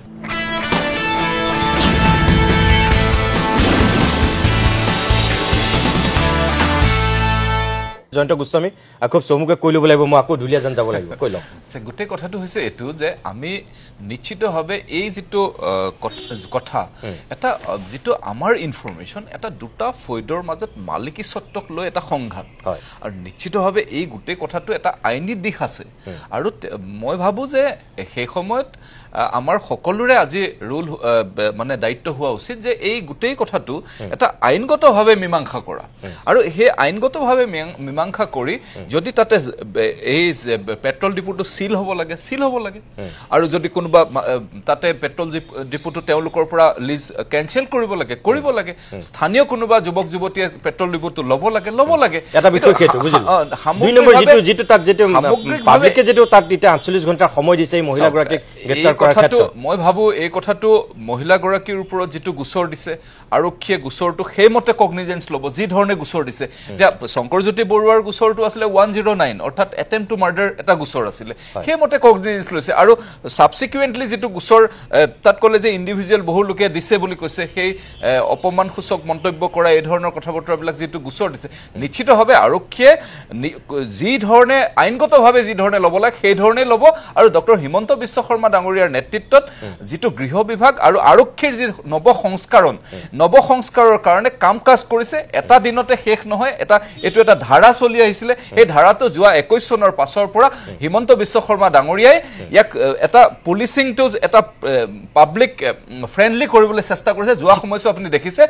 কটুক কেতিয়াও কাকো ৰেহাই দিয়া নাই আৰু নিশ্চিতভাৱে আৰক্ষীক এটা নতুন সংস্কাৰিত আৰক্ষী হিচাপে প্ৰতিষ্ঠা কৰিবৰ কাৰণে তেওঁ চেষ্টা একদম ধন্যবাদ জনাইছো জয়ন্ত গোস্বামীয়ে যেটো কথা কৈছে প্ৰিয় দৰ্শক মই এটা দৃশ্য দেখাব বিচাৰো যে আজিৰ দিনটোতো আনকি মুখ্যমন্ত্ৰীয়ে দেৰগাঁৱত আৰক্ষী সন্মিলনত অংশগ্ৰহণ কৰিছে আজিৰ দিনটোতো হয়তো সেই আৰক্ষীৰ শীৰ্ষ বিষয়াসকলৰ লগত মুখ্যমন্ত্ৰীয়ে কিছু চৰকাৰখনৰ নীতি নিৰ্দেশনা তেওঁলোকক অৱগত কৰিছে ইয়াৰ পূৰ্বেও ওসি পৰ্যায়ত এসপি পৰ্যায়ত আনকি একেবাৰে আইজিপিৰ পৰা ডিজিপিলৈকে সকলোকে লৈ মুখ্যমন্ত্ৰী আৰক্ষীৰ আধুনিকীকৰণৰ কাৰণে কত যে কথা কৈছে কিমান যে কি কৰিছে জয়ন্ত গোস্বামীয়ে ঠিকই কৈছে এয়া চক এটো আজিৰ দিনটোৰ দৃশ্য এয়া দেৰগাঁৱত আজিৰ দিনত মুখ্যমন্ত্ৰীৰ উপস্থিতিত এয়া আৰক্ষীৰ এখন উচ্চ পৰ্যায়ৰ বৈঠক সন্মিলন হৈছে আৰক্ষী সন্মিলন য'ত এসপি সকলে অংশগ্ৰহণ কৰিছে আৰু আজিৰ দিনটোতে অসম আৰক্ষীৰ বিৰুদ্ধে যিবিলাক অভিযোগ উত্থাপন হৈছে মুখ্যমন্ত্ৰীৰ বিৰুদ্ধে যিবিলাক কথা উচ্চাৰিত হৈছে যে খেনুক দেখি ৰান্ধুবাহু খেনুক দেখি দুৱাৰ মাৰু নীতি লৈছে নেকি গৃহ বিভাগৰ দায়িত্বত থকা মুখ্যমন্ত্ৰীয়ে কিছুমানক সঁচাকৈ বেছি কৰ্তৃত্ব প্ৰদান কৰিছে নেকি যাৰ কাৰণে উভতগুৰে নাচিছে মই দুলীয়াজনলৈ আকৌ এবাৰ যাব বিচাৰিছোঁ তাই আহোম ছাত্ৰ সন্থাৰ ডিব্ৰুগড় জিলাৰ সম্পাদক ৰূপম গগৈ আছে যিহেতু যতদূৰ সম্ভৱ প্ৰণৱৰ লগত প্ৰণৱ মই তোমাৰ কাষলৈ গৈছোঁ ইতিমধ্যে ষ্টুডিঅ'ৰ যিখিনি বক্তব্য তুমি শুনিছানে নাই নাজানো সকলোৱে নিজৰ নিজৰ চিন্তাৰে নিজৰ স্থিতি স্পষ্ট কৰিছে তাই আহোম ছাত্ৰ সন্থাই আজি দিনৰ ভাগত প্ৰতিবাদ কৰিছে আৰু কিছু বক্তব্য ৰাখিছিল দেখিছোঁ তেওঁলোকে এই যে 48 ঘণ্টা সময় দিছে বা মহিলাগৰাকীৰ বিৰুদ্ধে গ্ৰেপ্তাৰৰ দাবী জনাইছে যদি তেওঁলোকৰ দাবী মানি লয় ঠিকে আছে যদি নামানে তেতিয়া কি কৰিব তেওঁলোকে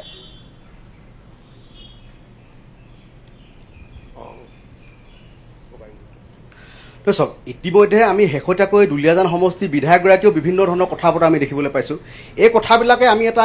নিশ্চিত হৈছোঁ যে ৰাজনৈতিক পাক চকৰে শংকৰজ্যোতি বৰুৱাক যেনেধৰণে হাতকেৰা লগাই হেণ্ডকাপ লৈ আদালতৰ মজিয়াত লৈ যোৱা হ'ল আজি ভাৰতীয় নাগৰিক সুৰক্ষা সংহিতা আজি উচ্চতম ন্যায়ালয়ৰ গাইডলাইন মানৱ অধিকাৰ উলংঘন হৈছে আজি পবিত্ৰ মাৰ্ঘিতা ডাঙৰীয়াই হওক অন্যান্য বিজেপি ৰজাঘৰৰ বিভিন্ন ধৰণৰ মন্ত্ৰী বিধায়কে ৰজাঘৰৰ শীৰ্ষ বিষয়াসকলে এই ঘটনা গভীৰ দুখ প্ৰকাশ কৰিছে কিন্তু এই ঘটনা যিসকলে সংঘটিত কৰিছে বা আৰক্ষী দায়বদ্ধ আৰক্ষীয়ে যে আইন উলংঘা কৰিছে ইয়াৰ ওপৰত তেওঁলোকে কি বিহিত ব্যৱস্থা ল'ব চৰকাৰখনে আৰক্ষী সঞ্চালক প্ৰধান মহোদয়ে কি ব্যৱস্থা ল'ব আজি মাননীয় মুখ্যমন্ত্ৰী মহোদয়ে অতি সংবেদনশীলভাৱে কৈছে যে শংকৰজ্যোতি বৰুৱাক হাতকাপ লগাব নালাগে আজি তেজ গলাই কৈছে যে আমি দেখিবলৈ পাইছোঁ যে এছপি আৰু ডিচিক মই ফোন যোগে এই কথা অৱগত কৰিছিলোঁ দুলীয়াজানৰ জ্যেষ্ঠ সাংবাদিক ব্ৰজেন গগৈ ডাঙৰীয়া ঘৰত যেতিয়া দুষ্কৃতিকাৰীয়ে আক্ৰমণ কৰিছিলে তেজ গলাই এছপি ডিচিক তেওঁ নিৰ্দেশনা প্ৰদান কৰিছিলে নাই আজি অসমৰ প্ৰাক্তন মুখ্যমন্ত্ৰী গোপীনাথ বৰদলৈৰ মূৰ্তিত দুষ্কৃতিকাৰীয়ে যেতিয়া পিক পেলাইছিলে অতি দুৰ্যভাৱে অতি নিৰ্মমভাৱে যেতিয়া তেওঁক গালি বাহানিছিলে ইয়াৰ ওপৰত ভৱত্তে প্ৰতিক্ৰিয়া সৃষ্টি হৈছিলে তেজ গলাই ঘৰৰ পৰা গোপীনাথ বৰদলৈৰ প্ৰতিমূৰ্তি মাত্ৰ 50 মিটাৰ নাওহলীয়া আৰক্ষী থানাত এছাম দুষ্কৃতিকাৰীয়ে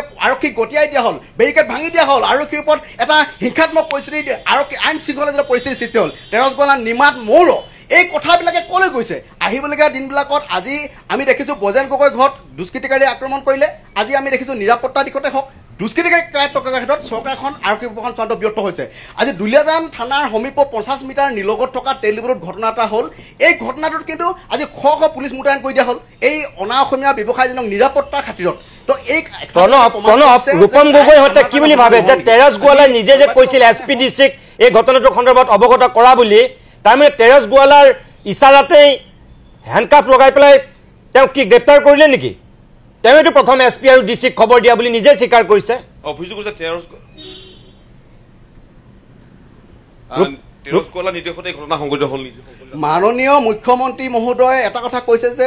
মানে তেওঁ গৃহ বিভাগত আছে অসমৰ মাননীয় মুখ্যমন্ত্ৰী অসমৰ আইন শৃংখলাৰ জড়িত গোটেই দিশবিলাক অসমৰ মাননীয় মুখ্যমন্ত্ৰী গৃহমন্ত্ৰী তেখেতে আছে মানে কি এই শংকৰজিৎ বৰুৱাৰ ক্ষেত্ৰতে হওক বা অন্যান্য যিবিলাক দিশ আছে কি গৃহ বিভাগৰ মাননীয় দায়িত্বত থকা মুখ্যমন্ত্ৰীগৰাকীয়ে অসম আৰক্ষীয়ে কি কৈছে গম নাপায় নেকি তেখেতক ভুৱা ফাঁকি দি পেলাই তেখেতক নজনাকৈ কামবিলাক হৈ আছে নেকি এইবিলাক প্ৰশ্ন হৈছে মুখ্যমন্ত্ৰী ডাঙৰীয়াৰ বক্তব্য আৰু তেৰাজ গোৱালা ডাঙৰীয়াৰ বক্তব্য কিন্তু একেবাৰে সম্পূৰ্ণ তেল পানীৰ নিচিনা অমিল আমি দেখিবলৈ পাইছোঁ এই কথাবিলাকে প্ৰমাণ কৰি দিছে গৃহ বিভাগত এটা চৰম অৰাজকতা বিৰাজ কৰিছে আজি আমি যি অসম আৰক্ষীক লৈ গৌৰৱ কৰোঁ এই আৰক্ষীৰ প্ৰতি জনসাধাৰণৰ গণতন্ত্ৰৰ ব্যৱস্থাটোৰ প্ৰতি এটা অত্যন্ত দুখজনক এটা প্ৰতিচ্ছবি আমি দেখিবলৈ পাইছোঁ আমি টাই আহোম ছাত্ৰ সন্থা চুতীয়া সন্থা সোণাবাই ছাত্ৰ সন্থা অসম স্বাধীন ছাত্ৰ সন্থা অসমৰ বিভিন্ন জনগোষ্ঠীয় সংগঠন আমি একত্ৰ হৈ আজি খুব সংবেদনশীলভাৱে শান্তি সম্প্ৰীতি গণতান্ত্ৰিক পৰিস্থিতি বজাই ৰাখি এটা কথাই কৈছোঁ নাহলীয়া দুষ্কৃতিকাৰীক গ্ৰেপ্তাৰ কৰিব লাগিব আইন হাতত যিসকলে তুলি লৈছে শংকৰজ্যোতি বৰুৱাৰ ওপৰত যি ধৰণে মানৱ অধিকাৰ উলংঘন কৰি যিসকল আৰক্ষী বিষয়াই জড়িত হৈ আছে তেওঁলোকৰ ওপৰত বৃহৎ ব্যৱস্থা হ'ব লাগিব এটা সুস্থিৰ পৰিৱেশত দুষ্কৃতিকাৰী গ্ৰেপ্তাৰ কৰি সাধাৰণ নাগৰিকক সুনিশ্চিত কৰিব লাগিব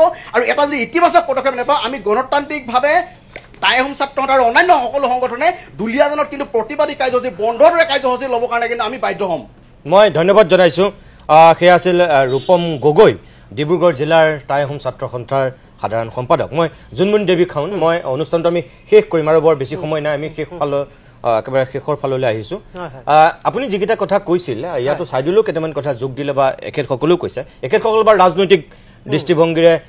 কথাখিনি ক'ব গতিকে বিজেপিয়ে মানিবও পাৰে নামানিব পাৰে কিন্তু আপুনি বা চাইডলৈ ইয়াত কোনো ৰাজনৈতিক দৃষ্টিভংগীৰে কথাখিনি কোৱা নাই যিহেতু আৰু যিহেতু তাত গোচৰটো এই যে 48 ঘণ্টা সময় দিছে মহিলাগৰাকীৰ বিৰুদ্ধে মহিলাগৰাকীক সঁচাকৈ দল সংগঠনৰ কথা মতে আপুনি ভাবেনে যে গ্ৰেপ্তাৰ কৰিবলগীয়া তাত অফেন্স আছে নে নাই এতিয়া প্ৰথম কথাটো হৈছে যে 109 যিটো লগাইছে বুলি কৈছে শংকৰ বৰুৱাৰ বিৰুদ্ধে শংকৰদেৱ বৰুৱাৰ বিৰুদ্ধে তাতো এটেম্পট অফ মাৰ্ডাৰৰ আমি ভিডিঅ'টো কোনো দেখা নাপালোঁ তেনেকুৱা ধৰণৰ ঘটনা গতিকে প্ৰথম কথা হৈছে যে বিএনএছএছ মতে আৰক্ষীয়ে প্ৰথমতে ইনভেষ্টিগেশ্যন কৰে সেই ছেকশ্যনটো লগাবনে নলগায় কগনাইজেঞ্চ সেইটো ছেকশ্যনত ল'বনে নলয় তাৰ পিছতেহে ছেকশ্যনটো লগায় গতিকে আমি দেখা ভিডিঅ'টো আমি তেনেকুৱা ধৰণৰ কথা দেখা নাপালোঁ গতিকে সেই ছেকশ্যনটো লগোৱা ক্ষেত্ৰতো মই ভাবোঁ যে কিছু কেৰুণ আছে আৰু নেক্সট কথাটো হৈছে যে যিটো মহিলাগৰাকীৰ প্ৰসংগটো বাৰে বাৰে আহিছে এতিয়া কেইটামান কথাটোতো অপ্ৰিয় হ'লেও সত্য যে আমাৰ সংগঠন কিছুমান জেগাত গৈ পেলাই ডিমাণ্ড দিয়ে কিছুমান মানে সুবিধা ল'বলৈ চেষ্টা কৰে মানুহক পইচা ডিমাণ্ড দিয়ে কিবা কৰে এনেকুৱা ধৰণৰ কাৰ্য কিছুমান কৰে কিছুমান সাংগঠনিক কাৰণত কৰে কিছুমান জাতীয় স্বাৰ্থত কৰে কিন্তু কিছুমান সংগঠনৰ কিছুমান নেতাই ব্যক্তিগত স্বাৰ্থতো তেনেকুৱা কাণ্ড কাৰখানা নকৰা নহয় গতিকে এই ক্ষেত্ৰত কৰবাত আমি নিজকো স্বীকৃতি চোৱা উচিত যে সংগঠন এখনৰ এটাৰ বেনাৰ এখন গাত আঁৰি লোৱাৰ লগে লগে আমাক সেইটো লাইচেন্স দিয়া হোৱা নাই যে আমি য'তে ত'তে আমাৰ নিজৰ ব্যক্তিগত স্বাৰ্থ সিদ্ধিৰ বাবে এই সংগঠনৰ বেনাৰখন ব্যৱহাৰ কৰি আমি মানে কিছুমান কি কয় আইন বিৰুদ্ধ কাম আমি কৰিম গতিকে সেই বস্তুটো আমি সকলো অসমীয়া জাতি এতিয়া একগোট হ'বৰ হ'ল এই ঘটনাটোত মই বাৰে বাৰে কৈছোঁ এটা মই পজিটিভ কথা দেখিছোঁ যে সকলো সংগঠন একগোট হৈছে কিন্তু আজি অলপ দিন আগতে মই শৃংখল চলিয়াদেৱে ডাঙৰ বক্তব্য দিলে ভালেই কথা কিন্তু কিবা শিৱসাগৰতো তেনেকুৱা এটা ঘটনা হৈছিল পিছত গৈ গোটেই ঘটনাটো মোৰটো বেলেগ হৈ থাকিলেগে গতিকে এই ধৰণৰ ঘটনা যাতে নহয় মই এই সংগঠন সকলৰ প্ৰতি আহ্বান জনাম এইবোৰ আমাৰে ল'ৰা ছোৱালী যিহেতু আমাৰে ভৱিষ্যত প্ৰজন্ম গতিকে একগোট এতিয়া আমাৰ এখন গাঁৱত এটা নামঘৰৰে 100টা খেল আমাৰ অসমীয়া জাতি আজি একেবাৰে তথৈবচ অৱস্থা এই চৰকাৰখনক আমি জাতি মাটি ভেটিৰ চৰকাৰ বুলি কওঁ কিন্তু সকলোতে আমি দেখা পাওঁ যে আজি বলবমৰ পৰা আৰম্ভ কৰি বিভিন্ন ধৰণৰ যাতে মানে অনা অসমীয়া যিখিনি কালচাৰ আমি আঁকোৱালি লৈছোঁ আমি সকলোৱে অলপ দিনৰ আগতে আছুৰ গুৱাহাটীৰ সম্পাদকজনেও লতাশিল বিহুত কৈছিল যে আমি বিয়া এখন পাতোতেও আমি অনা অসমীয়া সংস্কৃতিক আঁকোৱালি লৈছোঁ এই গোটেই কথাবিলাক লৈ পেলাই আমি কিন্তু সচেতন হ'বৰ হ'ল আমি যদি নিজে নিজেই নিজৰ সক্ৰিয়তাটো বজাই নাৰাখো আমাৰ ইউনিটিটো বজাই নাৰাখো আজি জাতিৰ নামত ধৰ্মৰ নামত ভাষাৰ নামত আমি বেলেগ বেলেগ গোষ্ঠীৰ নামত বেলেগ বেলেগ আমাৰ ট্ৰাইবছৰ নামত জনজাতিৰ নামত আমি সকলো পৃথক পৃথক দেশ সংগঠন আমাৰ মই ধন্যবাদ জনাইছো মই আপোনাৰ কথাৰে একগোট হ'ব লাগিব একতাৰে আমি ইয়াৰ প্ৰতিবাদ কৰিব লাগিব আৰু এই একতা দীৰ্ঘজীৱী হওক আবেগটো ক্ষণস্থায়ী নহওক হয় মই ধন্যবাদ জনাইছো মই ৰন্তু পানী ফুকন বীৰ লাচিত খানাৰ মুখ্য সচিব মই তেখেতৰ কাষলৈ যাব বিচাৰিছো প্ৰণৱ আছে চাগে তেখেতৰ তাত মই তেখেতৰ পৰা জানিব বিচাৰিছো মূলত যে এইমাত্ৰ যিটো কথা তেখেতে ক'লে যে আমাৰ জাতীয় দল সংগঠনবিলাকৰ কিছু দায়িত্ব আছে মই কিছু সময়ৰ পূৰ্বে চাৰিওলৈকে কৈছিলোঁ যে ভমককৈ জ্বলে ধান খেৰৰ জুইৰ দৰে আবেগটো উঠলি উঠে তাৰপিছত সকলো চেজ হয় আমাৰ বাৰু জাতীয় দল সংগঠনবিলাকৰ ক'ৰবাত নিজক আত্মবিশ্লেষণ কৰাৰ সময় হৈছে নেকি আৰু 2 নম্বৰ তেওঁলোকে যেটো দাবী কৰিছে এই 10টাকৈ সংগঠনে যদি তেওঁলোকৰ দাবী মানি মহিলাগৰাকীক গ্ৰেপ্তাৰ কৰে তেতিয়াহ'লে বেলেগ কথা আৰু পেট্ৰল পাম্পটো বাৰু সিল কৰি দিছে ইতিমধ্যে তেওঁলোকে এই ক্ষেত্ৰত এটা সফল অকণমান হৈছে যদি তাৰ পিছত তেওঁলোকে কোৱা বাকিখিনি নামানে তেওঁলোকৰ নেক্সট পদক্ষেপ কি হ'ব আন্দোলন দীঘলীয়া আন্দোলন চলিব লাগিব এতিয়া আপুনি দেখিছে এই চৰকাৰ দিনত বহিৰাগত যেটো বণিক শ্ৰেণী ইহঁতৰ অটপালি সাংঘাতিক ধৰণে বাইছে এতিয়া এনেকুৱা কাৰোবাৰ ছত্ৰছায়াত কাৰোবাৰ সাহসত মদমত্ত হৈ এতিয়া অসমীয়া জাতিটোৰ ওপৰতে তেওঁলোকে হকে বিহকে বিভিন্ন ক্ষেত্ৰত তেওঁলোকে মানে বিধি পথালি দিবলৈ আৰম্ভ কৰিছে আমাৰ ওপৰত তেওঁলোকে ভাগ্য নিয়ন্ত্ৰণ হ'বলৈ আৰম্ভ কৰিছে গতিকে এই সময়ছোৱাত অসমীয়া জাতি সত্তাই নিজৰ যেটো মান সন্মান স্বাভিমান ৰক্ষাৰ কাৰণে সংঘবদ্ধভাৱে নিৰবিচ্ছিন্ন নিৰন্তৰ ৰূপত এখন সংগ্ৰাম চলাই নিবই লাগিব এতিয়া আমি সকলোৱে জানো যে চৰকাৰখন বহিৰাগত বণিক শ্ৰেণী চৰকাৰখন অসাধু ব্যৱসায়িক বণিক গোষ্ঠীৰ পকেটত থকা চৰকাৰ গতিকে চৰকাৰখনে সদায় বহিৰাগত বণিক শ্ৰেণীটোক ৰক্ষণাবেক্ষণ দিবৰ কাৰণে তেওঁলোকৰ শ্ৰুতলিপি মতে তেওঁলোকক কেৱল টুকামুদৰ যেটো ৰাজনীতি এই ৰাজনীতি কৰি পিনি তেওঁলোকে হাকনবাৰ চলাই নিবৰ কাৰণে তেওঁলোকে চেষ্টা কৰিছে গতিকে এই যেটো ঘটনা আপুনি দেখে শংকৰ বৰুৱাৰ ক্ষেত্ৰত এইটো শংকৰ বৰুৱা বুলি নহয় জাতীয় জীৱৰ কাৰণে যিসকলে কাম কৰিছে যিসকলে চৰকাৰী শোষণ বঞ্চনাৰ বিৰুদ্ধে সংগ্ৰাম আৰম্ভ কৰিছে যিসকলে আপোনালোকে যোৱা সময়ছোৱাত দেখিছে চৰকাৰৰ বিভিন্ন ভুল সিদ্ধান্ত অপৰিপক্ক ৰাজনৈতিক সিদ্ধান্তৰ বিৰুদ্ধে মাত মাতিছে তাৰ বিৰুদ্ধে জনমত তৈয়াৰ কৰিবৰ কাৰণে চেষ্টা কৰিছে তেওঁলোকক মকিমূৰ কৰিবৰ কাৰণে চৰকাৰখনে এটা গভীৰ ষড়যন্ত্ৰত লিপ্ত হৈছে যোৱা সময়ছোৱাত শংকৰ বৰুৱাৰ ঘটনাটো একেই হৈছে তেওঁলোকে দমনমূলক ব্যৱস্থাৰ এটা ভীতি সংকাৰ এটা পৰিৱেশ সাংঘাতিক ধৰণৰ আতংকময় এটা পৰিৱেশ তেওঁলোকে ৰচনা কৰিবৰ কাৰণে চেষ্টা কৰিছে তেওঁলোকৰ যেটো প্ৰত্যেকটো জাতীয় সমাজৰ কাৰণে কাম কৰিবৰ কাৰণে প্ৰত্যেকটো অসাধু ব্যৱসায়ী বণিক গোষ্ঠীৰে হওক বা চৰকাৰী ভুল সিদ্ধান্তৰ বিৰুদ্ধে যিসকলে মাৰ বান্ধি থিয় হ'বৰ কাৰণে চেষ্টা কৰিছে তেওঁলোকক মানসিকভাৱে দুৰ্বল কৰিবৰ কাৰণে সংগ্ৰামখন স্থিমিত কৰিবৰ কাৰণে চৰকাৰী বিৰুদ্ধে ষড়যন্ত্ৰ অব্যাহত ৰাখিছে এতিয়া শংকৰ বৰুৱা এনেকুৱা কি অপৰাধ কৰিলে যাৰ কাৰণে পুলিচে তেওঁক গটিয়াই নিবলগীয়া এটা পৰিৱেশ উদ্ভৱ হ'ল শংকৰ বৰুৱা এনেকুৱা কি ধৰণৰ অপৰাধ কৰিলে যে দাগী অপৰাধী সন্ত্ৰাসবাদীৰ দৰে তেওঁক হেণ্ডকাপ লগাই পিনি যে এই যে লৈ যোৱাৰ যেটো মানুহক দেখুৱাৰ যে ভয় সংকাৰ এটা পৰিৱেশ ৰচনা কৰিবৰ কাৰণে ইতিমধ্যে চৰকাৰখনে চেষ্টা কৰিছে গতিকে ইয়াৰ বিৰুদ্ধে ৰাইজে সজাগ হ'ব লাগিব সচেতন হ'ব লাগিব চৰকাৰে এনে দমনমূলক ব্যৱস্থাৰ বিৰুদ্ধে ৰাইজ সজাগ সচেতন হ'ব লাগিব মানুহৰ মাজত জনমত তৈয়াৰ কৰিব লাগিব চৰকাৰে চৰেচাৰি সিদ্ধান্তৰ বিৰুদ্ধে যাতে আমি সংঘবদ্ধভাৱে মাত মাতিব তাৰ কাৰণে আমি চিন্তা কৰিব লাগিব এতিয়া যোৱা সময়ছোৱাত আপোনালোকে এটা কথা সদায় মন কৰিব যে বীৰ লাচিত অসমে যেতিয়া সমাজ জীৱনৰ অসমীয়া মানুহৰ আত্মপ্ৰতিষ্ঠাৰ এখন সংগ্ৰামক খুব গতিশীল ৰূপত আগবঢ়াই নিবৰ কাৰণে চেষ্টা কৰিছিল তেতিয়াই আমাৰ সৈনিকসকলক এনেধৰণে খুব দৃষ্টিকটুভাৱে এনেই আতংকময় এটা পৰিৱেশ প্ৰণৱ মই আৰু তেখেতক সময় দিব নোৱাৰিম দুখিত মোৰ সময় যিহেতু শেষ হৈছে একেবাৰে মই চিত্ৰ বসুমতাৰী মই আপোনাৰ কাষলৈ আহিছোঁ এটা বাক্যত যদি কওঁ এই গোটেই ঘটনাটোক লৈ যি হৈছে কিন্তু ইয়াৰ পৰা যাতে ফিৰিঙুঠিৰ পৰা খাণ্ডৱ দাস নহয় শেষ পৰামৰ্শ কি আপোনাৰ মই ক'লোৱে যে সংকট আহিলে আমি একদম খুব জাতীয়তাবাদী হৈ যাওঁ কিন্তু আকৌ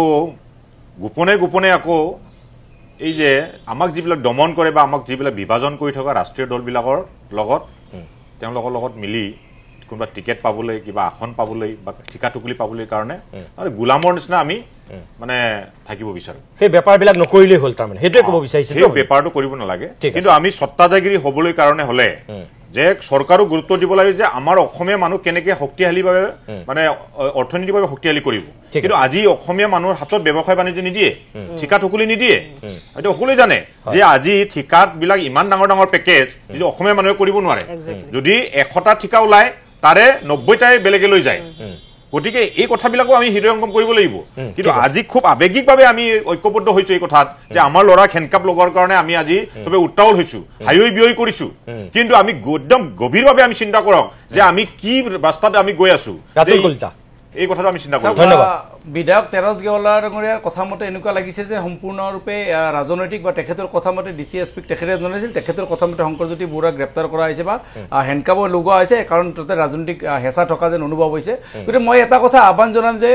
অসম পুলিচক বিশেষকৈ যে অসম পুলিচে কাৰো পকেটত থাকিব নালাগে। তেখেতসকলে যেনেকৈ তেখেতসকলৰ লিখি ৰাখে যে জনহিত জনসেৱাৰ্থে, তেখেতসকলে জনসেৱাৰ্থে কাম কৰক, নহ'লে এনেকুৱা হ'ব যে চামগুৰি ৰূপহীয়াতত অসম পুলিচৰ জোৱানকে মাৰি থাকিলে কোনোবাই সেইসকলকো কিন্তু অসম পুলিচে গ্ৰেপ্তাৰ কৰিবৰ সাহস নহ'ল, কিয়নো তাতে এটা ৰাজনৈতিক মানে এটা তাৰমানে সঁচাকৈ এখেতসকলে কোৱাৰ দৰে অসম পুলিচে খেনুক দেখি ৰান্ধু বাহু খেনুক দেখি দুৱাৰ মাৰো নীতি লৈছে নেকি? নিশ্চিতভাৱে নহয়। মাননীয় মুখ্যমন্ত্ৰী ডক্টৰ হিমন্ত বিশ্ব শৰ্মা ডাঙৰীয়াই আৰক্ষীক নিৰপেক্ষতা অৱলম্বন কৰিবৰ কাৰণে কঠোৰভাৱে নিৰ্দেশনা দিছে। সকলোৰে লগত সন্মিলন কৰিছেহে কৰিছে। চাওক, এটা কথা, পুৰণা বেমাৰ এইটো এটা কালচাৰ নহয় জানো? আৰক্ষীৰ এটা কালচাৰ নহয়। আৰক্ষীক কোনো বিশ্বাস নকৰিছিলে, কিছুদিনৰ আগলৈকে আৰক্ষীক কোনো বিশ্বাস নকৰে। এতিয়া লাহে লাহে আৰক্ষীৰ বিশ্বাসযোগ্যতাটো আনিব লাগিব।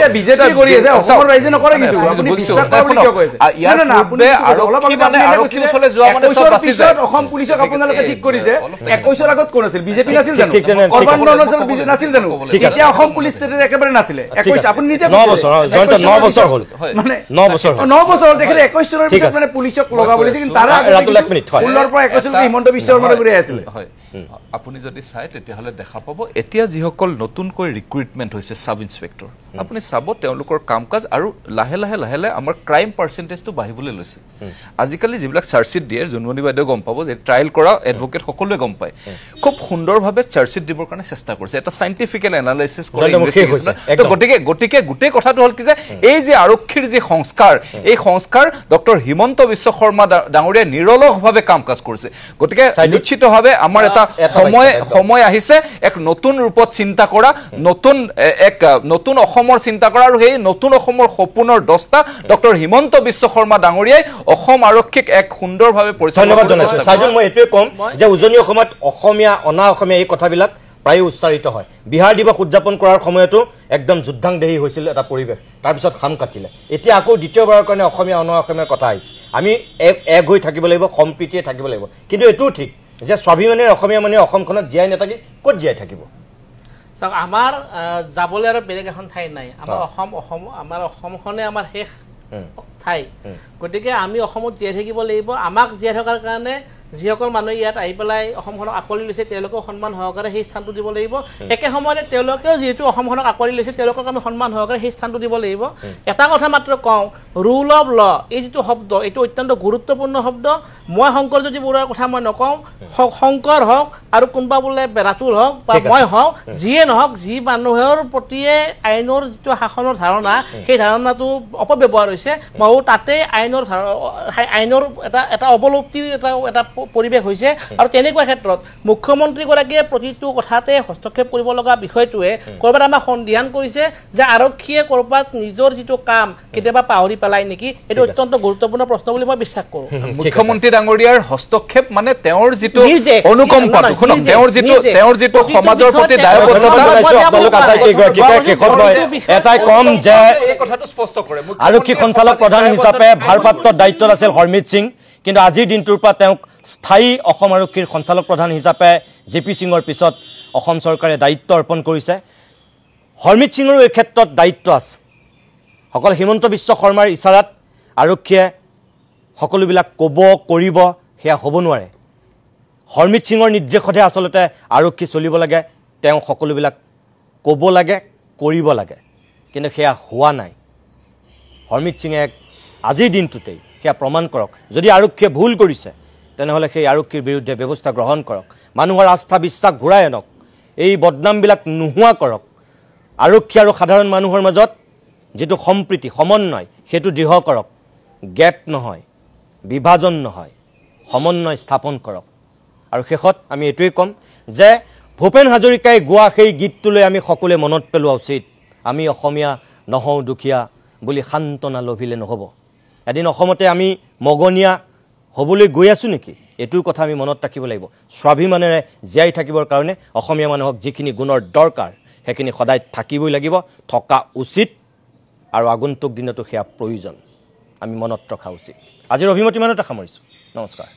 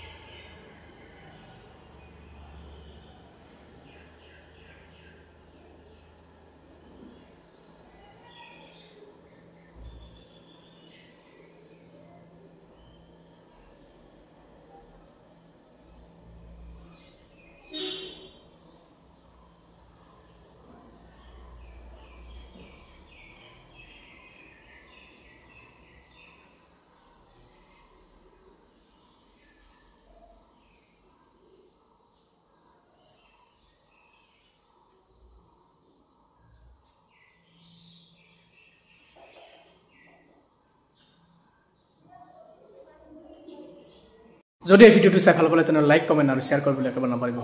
জয় অসম